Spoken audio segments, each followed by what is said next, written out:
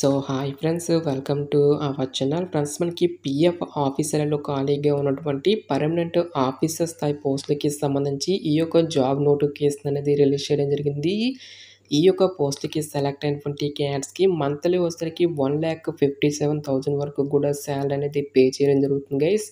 ఎలాంటి ఎక్స్పీరియన్స్ అనేది కూడా ఉండాల్సినటువంటి అవసరం అయితే లేదు. మన యొక్క సొంత రాష్ట్రంలోనే జాబ్ పోస్టింగ్తో పాటు ఎగ్జామినేషన్స్ అనేవి కూడా కండక్ట్ అనేది చేయడం జరుగుతుంది కాబట్టి సో డెఫినెట్గా ఈ యొక్క రిక్రూట్మెంట్కి అప్లై అనేది చేసుకోండి. ఈ విధంగా ఈ యొక్క నోటిఫికేషన్కి సంబంధించి కంప్లీట్ డీటెయిల్స్ అన్నిటినీ కూడా ఈ యొక్క వీడియోలో డిస్కస్ అయితే చేద్దాం. సో ఎవరు కూడా స్కిప్ అయితే చేయదు గైస్. ఫస్ట్ టైం మన ఛానల్ని విజిట్ చేస్తున్నట్లయితే కనుక సబ్స్క్రైబ్ అయితే చేసుకుని బెల్ ఐకాన్ కూడా యాక్టివేట్ చేసి పెట్టుకోండి. ఇంకా ఎవరైనా వీడియోని లైక్ చేయనట్లయితే కనుక డెఫినెట్గా వీడియోని లైక్ చేసేటువంటి ప్రయత్నం అయితే చేయండి guys. Okay, let's start the video. First of all ఈ యొక్క పోస్టులకి సంబంధించి ఇంపార్టెంట్ డేట్స్ విషయానికి వచ్చేట్లయితే కనుక సో మనకి ఇవాల్టి నుంచి కూడా అప్లికేషన్ ప్రాసెస్ అనేది స్టార్ట్ కావడం జరిగింది.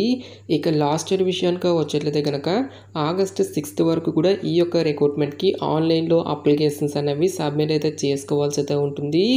సో ఇక పోస్టులకి సంబంధించి అప్లై లింక్స్ అన్నిటినీ కూడా వీడియో డిస్క్రిప్షన్లోను కామెంట్ సెక్షన్ అయితే ప్రొవైడ్ అయితే చేస్తాను గైస్.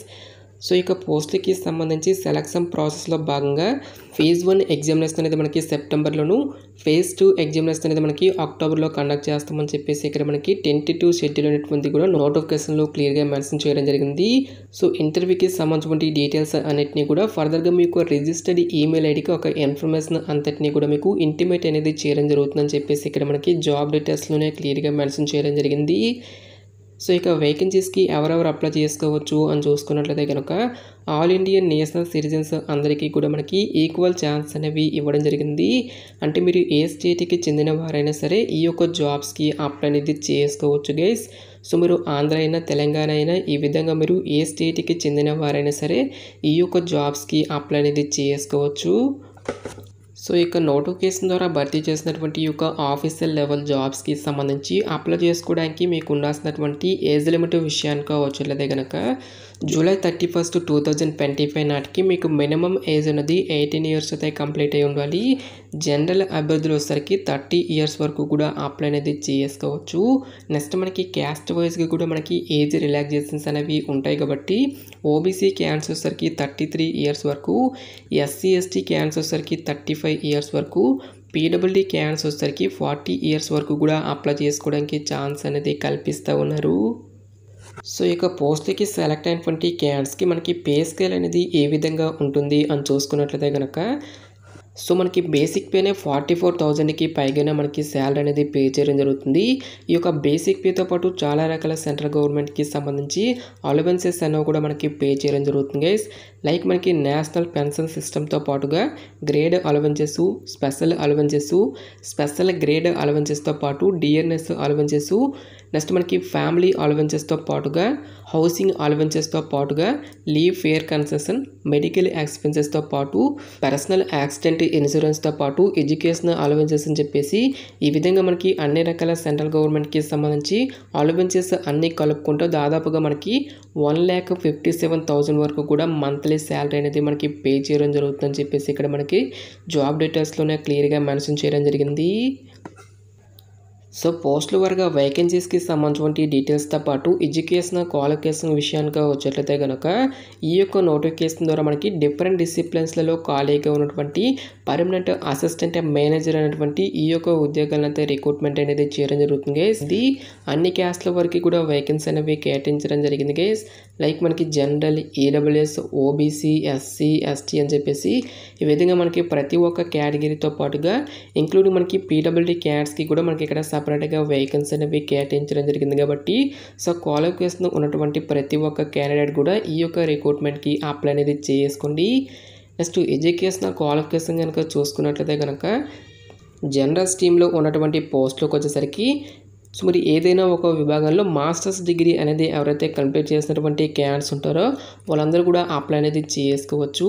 సో ఈ యొక్క క్వాలిఫికేషన్ అనేది మీకు లేనట్లయితే కనుక లా విభాగంలో మీరు బ్యాచిలర్స్ డిగ్రీ అనేది కంప్లీట్ చేసిన లేదంటే బీఈ ఆర్ బీటెక్ అనేది మీరు ఎనీ స్ట్రీమ్లో పాస్ అయినా సరే ఈ యొక్క జనరల్ స్ట్రీమ్లో ఉన్నటువంటి పోస్ట్కి మీరు అప్లై అనేది చేసుకోవచ్చు.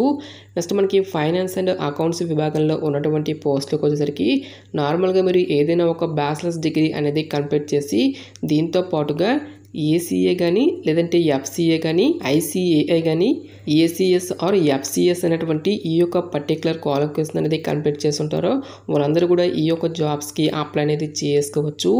నెక్స్ట్ మనకి ఐటీ విభాగంలో ఉన్నటువంటి పోస్టులకు వచ్చేసరికి ఎవరైతే electronics and communication, information technology, computer science అనేటువంటి ఈ యొక్క విభాగాలలో మీరు బీఈ ఆర్ బీటెక్ కానీ ఎంఈ ఆర్ ఎంటెక్ అనేటువంటి దాన్ని ఎవరైతే కంప్లీట్ చేసినటువంటి క్యాండిడేట్స్ ఉంటారో వాళ్ళందరూ కూడా అప్లై అనేది చేసుకోవచ్చు. నెక్స్ట్ మనకి ఎకనామిక్స్తో పాటు స్టాటిస్టిక్స్ విభాగంలో ఉన్నటువంటి పోస్టులకు వచ్చేసరికి ఎవరైతే statistics, economics, commerce, business administration, finance and econometrics అనేటువంటి ఈ యొక్క స్పెషలైజేషన్స్లో మీరు మాస్టర్స్ డిగ్రీ అనేది ఎవరైతే కంప్లీట్ చేసి ఉంటారో వాళ్ళు మాత్రమే అప్లై చేసుకోవాల్సి అయితే ఉంటుంది. నెక్స్ట్ లీగల్ విభాగంలో ఉన్నటువంటి పోస్టులకు వచ్చేసరికి లా విభాగంలో ఎవరైతే యొక్క బ్యాచిలర్స్ డిగ్రీ అనేది కంప్లీట్ చేసి ఉంటారో వాళ్ళందరూ కూడా అప్లై అనేది చేసుకోవచ్చు. ఈ విధంగా ఇక్కడ మనకి ప్రతి ఒక్క స్ట్రీమ్కి సంబంధించి డీటెయిల్గా ఇక్కడ మనకి ఎసెన్షియల్ క్వాలిఫికేషన్ అనేది నోటిఫికేషన్లో క్లియర్గా మెన్షన్ చేయడం అనేది జరిగింది. నెక్స్ట్ ఈ యొక్క పోస్టులకి సంబంధించి అప్లికేషన్ ఫీజుకి సంబంధించిన డీటెయిల్స్ కనుక చూసుకున్నట్లయితే కనుక SC, ST, PWD all women candidates ఎవరైతే ఉంటారో ఈ యొక్క క్యాండిడేట్స్ ఎటువంటి అప్లికేషన్ ఫీజు అనేది కూడా పే చేస్తున్నటువంటి అవసరమే తెలియదు.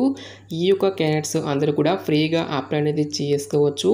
సో రిమైనింగ్ కేటగిరీకి చెందినటువంటి జనరల్, ఈడబ్ల్యూఎస్, ఓబీసీ క్యాండిడేట్స్ అందరూ కూడా 1000 రూపీస్ అప్లికేషన్ ఫీజు అనేటువంటి దాన్ని మీరు ఆన్లైన్లో పే చేయాల్సి అయితే ఉంటుంది. నెక్స్ట్ ఈ యొక్క పోస్ట్కి సంబంధించి సెలక్షన్ ప్రాసెస్ అనేది ఏ విధంగా ఉంటుంది అని చూసుకున్నట్లయితే కనుక ఓన్లీ 3 స్టేజెస్లో ఈ యొక్క వేకెన్సీస్కి సంబంధించి సెలక్షన్ అనేది కంప్లీట్ అయితే చేయడం జరుగుతుంది గైస్. సో ఫేజ్ 1లో మనకి 2 పేపర్స్ అనేవి కండక్ట్ అనేది చేయడం జరుగుతుంది. పేపర్ 1లో వచ్చేసరికి English language, quantitative aptitude, reasoning, general awareness అనేటువంటి ఈ యొక్క పర్టికులర్ టాపిక్స్ నుంచి రిలేటెడ్గా మనకి క్వశ్చన్స్ అనేవి అడగడం జరుగుతుంది. టోటల్గా మనకి 60 మినిట్స్ పాటు కూడా మనకి ఈ యొక్క ఎగ్జామినేషన్ అనేది కండక్ట్ అనేది చేయడం జరుగుతుంది గైస్. ఎవరైతే ఇక పేపర్ 1ని క్లియర్ చేసినటువంటి క్యాండిడేట్స్కి ఫర్దర్గా మనకి పేపర్ 2 అనేది కూడా కండక్ట్ చేయడం జరుగుతుంది. సో పేపర్ 2లో వచ్చేసరికి జనరల్ స్ట్రీమ్కి సంబంధించి రిలేటెడ్గా నెక్స్ట్ మీ యొక్క డిసిప్లిన్కి రిలేటెడ్గా మనకి ఈ యొక్క క్వశ్చన్స్ అనేవి అడగడం జరుగుతుంది. టోటల్గా మనకి 80 మినిట్స్ పాటు కూడా మనకి ఈ యొక్క ఎగ్జామినేషన్ అనేది కండక్ట్ అనేది చేయడం జరుగుతుంది గైస్. నెక్స్ట్ ఇక్కడ మనకి 1/4 నెగిటివ్ మార్కింగ్ అనేది కూడా ఉంటుందని చెప్పేసి ఇక్కడ మనకి రిక్రూట్మెంట్ నోటిఫికేషన్లోనే క్లియర్గా మెన్షన్ చేయడం జరిగింది. ఎవరైతే యొక్క ఫేజ్ 1ని క్లియర్ చేసినటువంటి క్యాండిడేట్స్కి ఫర్దర్గా మనకి ఫేజ్ 2 అనేది కూడా కండక్ట్ అనేది చేయడం జరుగుతుంది. సో ఫేజ్ 2లో కూడా మనకి పేపర్ 1తో పాటు పేపర్ 2 అనేది కండక్ట్ చేయడం జరుగుతుంది. పేపర్ 1లో మనకి డిస్క్రిప్టివ్ టెస్ట్కి రిలేటెడ్గా మనకి ఈ యొక్క క్వశ్చన్స్ అనేవి అడగడం జరుగుతుంది గైస్. పేపర్ 2లో మాత్రం జనరల్ స్ట్రీమ్తో పాటు ఈ యొక్క డిసిప్లిన్కి రిలేటెడ్గా మనకి ఈ యొక్క క్వశ్చన్స్ అనేవి అడగడం జరుగుతుంది. ఓన్లీ ఇంగ్లీష్ అండ్ హిందీ లాంగ్వేజ్లలో మాత్రమే మనకి ఈ యొక్క క్వశ్చన్స్ అనేవి రావడం జరుగుతుంది. ఎవరైతే ఇక ఫేజ్ 2ని కూడా క్లియర్ చేసినటువంటి క్యాండిడేట్స్కి ఫైనల్గా మనకి ఇంటర్వ్యూ అనేది కూడా కండక్ట్ చేసేసి ఈ యొక్క వేకెన్సీస్కి ఎంపిక అనేది చేయడం జరుగుతుంది. ఎగ్జామినేషన్ సెంటర్స్కి సంబంధించిన డీటెయిల్స్ కనుక చూసుకున్నట్లయితే కనుక ఫేజ్ 1 ఎగ్జామినేషన్ అనేది మనకి ఆంధ్రప్రదేశ్ అభ్యర్థులకు వచ్చేసరికి విశాఖపట్నం, విజయవాడ, గుంటూరు అనేటువంటి ఈ యొక్క లొకేషన్స్లో మనకి ఎగ్జామినేషన్స్ అనేవి కండక్ట్ అనేది చేయడం జరుగుతుంది. తెలంగాణ అభ్యర్థులకు వచ్చేసరికి ఓన్లీ హైదరాబాద్లో మాత్రమే ఎగ్జామినేషన్ అనేది కండక్ట్ అనేది చేయడం జరుగుతుంది గైస్. ఫేజ్ 2 ఎగ్జామినేషన్ అనేది మనకి 2 రాష్ట్రాల అభ్యర్థులకి కూడా హైదరాబాద్ లొకేషన్గా అయితే ఇవ్వడం అయితే జరిగింది. సో ఇక జాబ్ నోటిఫికేషన్ అనేది మనకి ఎక్కడి నుంచి వచ్చింది అని చూసుకున్నట్లయితే కనుక pension fund regulatory and development authority అనేటువంటి యొక్క కేంద్ర ప్రభుత్వ రంగ సంస్థ నుంచి అఫీషియల్గా రిలీజ్ అయినటువంటి యొక్క పర్మనెంట్ అసిస్టెంట్ మేనేజర్ ఉద్యోగులకి సంబంధించిన job notification details interest eligible candidates డెఫినెట్గా ఈ యొక్క రిక్రూట్మెంట్కి అప్లై అనేది చేసుకోండి. సో ఇక పోస్ట్లకి సెలెక్ట్ అయినటువంటి క్యాండిడేట్స్కి ఇనీషియల్గా మనకి జాబ్ పోస్టింగ్ అనేది మనకి అదర్ స్టేట్స్లో వచ్చినప్పటికీ కూడా సో ప్రొబేషన్ పీరియడ్ అనేది కంప్లీట్ అయిన తర్వాత మన యొక్క సొంత రాష్ట్రాలకి ట్రాన్స్ఫర్ అనేది కూడా చేసుకోవచ్చు కాబట్టి సో డెఫినెట్గా ఈ యొక్క రిక్రూట్మెంట్కి అప్లై అనేది చేసుకోండి. నెక్స్ట్ ఈ యొక్క నోటిఫికేషన్కి సంబంధించిన లింక్స్ అన్నిటినీ కూడా వీడియో డిస్క్రిప్షన్లోనూ కామెంట్ సెక్షన్ అయితే ప్రొవైడ్ అయితే చేస్తాను గైస్. ఇంకా ఇక నోటిఫికేషన్‌కి సంబంధించి మీకు ఎటువంటి డౌట్స్ వచ్చినా సరే నాకు కామెంట్ సెక్షన్‌లో కామెంట్ అయితే చేయండి. ఇటువంటి మరిన్ని జాబ్ అప్డేట్స్ కోసం మన ఛానల్‌ని సబ్స్క్రైబ్ చేసుకుని బెల్ ఐకాన్ కూడా యాక్టివేట్ చేసి పెట్టుకోండి. సో ఇది ఫ్రెండ్స్ ఇవాల్టి వీడియో. రేపు మరొక మంచి జాబ్ అప్డేట్‌తో మళ్ళీ మీ ముందుకు రావడం జరుగుతుంది. Thanks for watching this video.